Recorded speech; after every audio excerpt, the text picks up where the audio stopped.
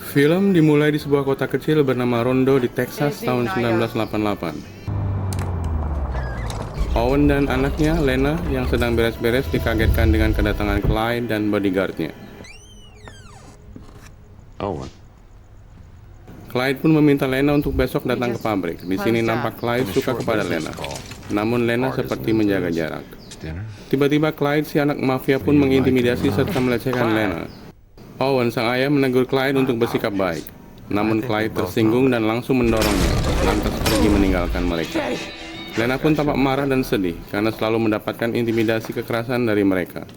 Sambil menatap foto mendiang suaminya, ia pun berdoa semoga ada keadilan.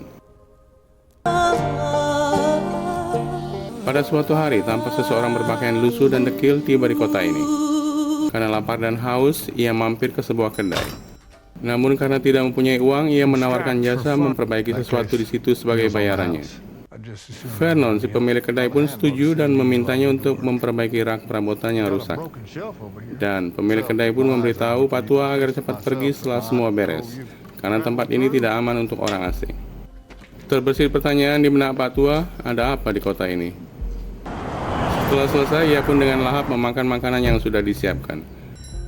Tiba-tiba masuk Willie, sheriff kota ini. Ia pun menghampiri Pak Tua dan menanyakan sesuatu, sambil melihat pakaian dekil Pak Tua dengan tanda pasukan khusus US. Sheriff bilang akan mentraktir makanannya, namun dengan syarat memintanya agar segera cepat pergi. Terbesit lagi kata, ada apa ini, di benak Pak Tua. Pak Tua pun pergi dan mampir ke sebuah motel. Namun lagi-lagi karena tidak ada uang, ia harus pergi mencari pekerjaan serabutan dulu di kota ini, sembari membooking kamar untuk malam harinya. Di scene lain, tampak bos mafia bernama Jeremiah atau Jeremy sedang menginterogasi karyawannya karena telah ketahuan memberitahukan kegiatan bisnisnya pada orang lain. Karena pelanggaran ini, ia meminta Zid, si tangan kanan, memberikan hukuman. Kembali ke Pak Tua, kali ini dia mampir di kedai milik Owen dan mengutarakan maksudnya. Owen memperhatikan baju tanda pasukan khusus pada Pak Tua dan sedikit berbincang-bincang. Owen pun lantas memberikan pekerjaan perbaikan. Namun Lena, si anak, tidak begitu suka karena bisa menjadi masalah mengingat Clyde akan muncul dan mencurigai setiap orang asing yang mampir. Owen pun memanggil Pak Tua dengan julukan Nomada karena dia seorang pengembara. Dan benar saja, Clyde tiba-tiba muncul dan menanyakan siapa orang asing itu dan menginginkan dia untuk segera pergi. Malam harinya setelah mereka bertiga selesai makan, Lena membayar Pak Nomad dan memintanya untuk tidak kembali. Nomad pun pergi dan kembali ke motel membayar sewa kamar dan handuk. Segera dia membersihkan diri, namun tiba-tiba dia gelisah dan teringat trauma akan masa lalunya saat ditugaskan di medan perang.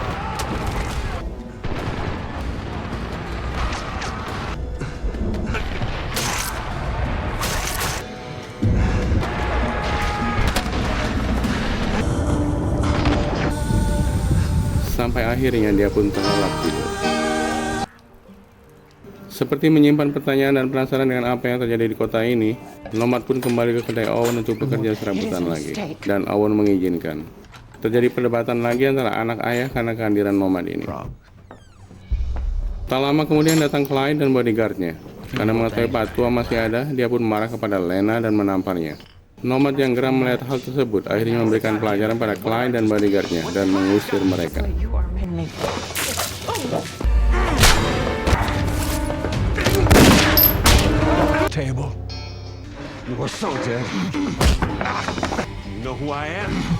Dan disinilah terungkap kalau kota ini sudah dikuasai oleh Jeremy, ayahnya Clyde yang berbisnis narkoba berkedok bisnis bir. Mereka memperkerjakan warga sini, namun mengancam mereka untuk menjaga rahasia dan tidak keluar kota serta berhubungan dengan orang asing. Mereka selalu mengintimidasi dengan kekerasan sehingga warga menjadi takut. Diketahui juga bahwa Sheriff Willie sudah menjadi bagian dari mereka. Sementara itu Clyde, seperti bocah, melaporkan insiden tadi ke ayahnya, yang segera ditanggapi ayahnya dengan melepon sheriff untuk menyelesaikan masalah ini.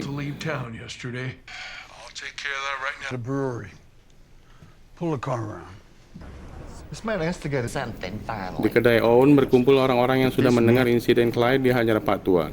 Tampaknya mereka khawatir buntut insiden tersebut akan panjang dan berdampak buruk bagi mereka. Namun Owen mengatakan untuk tenang karena Nomad adalah veteran baret hijau. Mungkin saja dia dan teman-temannya bisa membantu mereka. Terlihat di belakang, Nomad sedang menelpon seseorang untuk meminta bantuan. Tiba-tiba datang sheriff, mengintimidasi warga yang berkumpul untuk menyerahkan Nomad.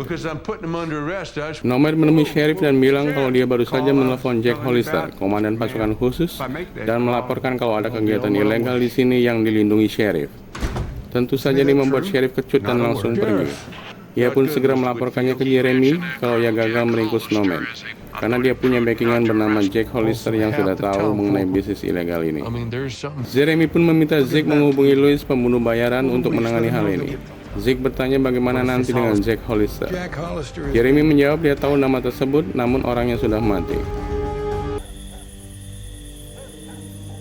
Di malam harinya, Lena mencegah Nomad untuk pergi dan memintanya untuk tinggal supaya mereka lebih aman.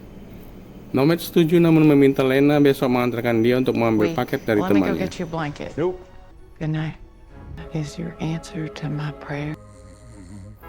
Esoknya, Lena dan Nomad pergi untuk mengambil paket.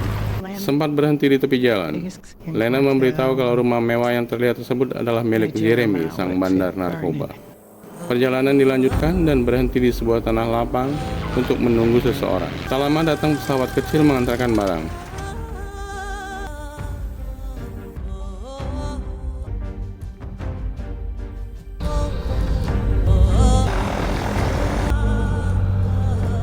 Setelah dibuka, berisi banyak senjata yang akan digunakan menghadapi situasi genting.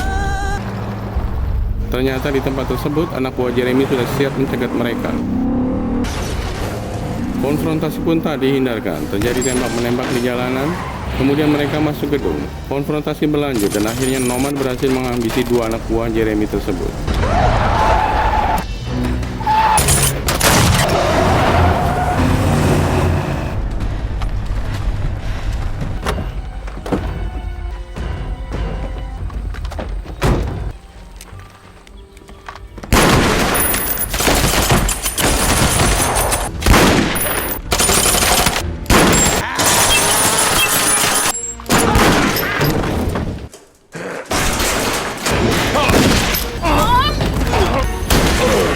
You all right? Let's get out of here. Mereka pun melanjutkan perjalanan pulang. What are we gonna...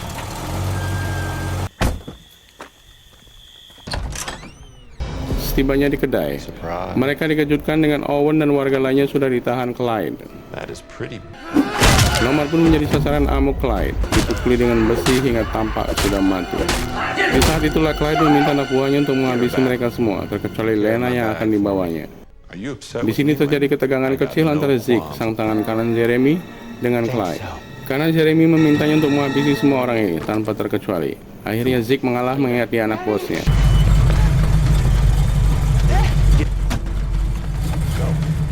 Dan pembantaian pun terjadi, para warga ditembaki hingga tak tersisa. Tubuh mereka pun satu persatu diangkut ke mobil. Namun saat kembali mereka dikejutkan dengan hilangnya tubuh Nomad yang dikira sudah mati. Segera mereka menggeledah semua isi ruangan. Nomad pun melakukan perlawanan. Duel sengit terjadi. Dengan susah payah akhirnya mereka berhasil dibereskan.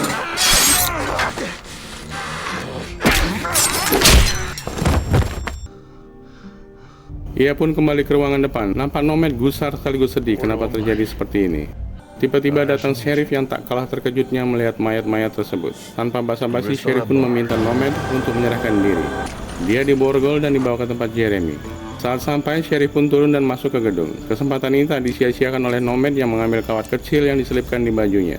Ia pun berhasil membuka borgol tangannya. Sheriff bertemu dengan Zeke dan menyampaikan kalau Nomad sudah ditangkap dan terborgol di mobilnya. Zeke bilang mana mungkin karena Nomad sudah tewas di kedai Owen. Sheriff pun meminta penjelasan tentang pembantaian tersebut. Anak buah Zeke ditembak Sheriff karena akan melawan. Melihat itu, Zeke langsung menembak Sheriff dari belakang. Sheriff pun tewas. Sementara itu, Nomad sudah masuk ke area gedung, merebut pistol dari penjaga. Kemudian dihadang beberapa pengawal lainnya yang dengan mudah dihentikan perlawanan. Terakhir, konfrontasi dia dengan Algojo Zeke. Terjadi duel sengit. Nomad kewalahan dan hampir kalah. Namun akhirnya berhasil mengalahkan si Algojo dengan menyeratnya. Zeke pun tewas tergantung. Ia pun pergi dengan mengambil pistol. Dan bersamaan dengan itu Clyde datang bersama Lena. Nomad menghadang dan langsung menembakkan pelurunya ke kepala Clyde. Clyde tewas. Setelah menenangkan Lena, Nomad membawa mobil tersebut ke rumah dedengkot narkoba, Jeremy, ayah Clyde. Jeremy kaget, ternyata orang yang selama ini mengacaukan bisnisnya adalah Jack Hollister, mantan anak buahnya di militer. Dia tidak menyangka kalau Jack masih hidup, padahal dulu dia sengaja dikirim ke medan perang yang penuh jebakan, yang menewaskan banyak teman-temannya, sehingga membuat dia trauma. Jack akhirnya menembak Jeremy serta menyiramnya dengan alkohol, lalu membakarnya.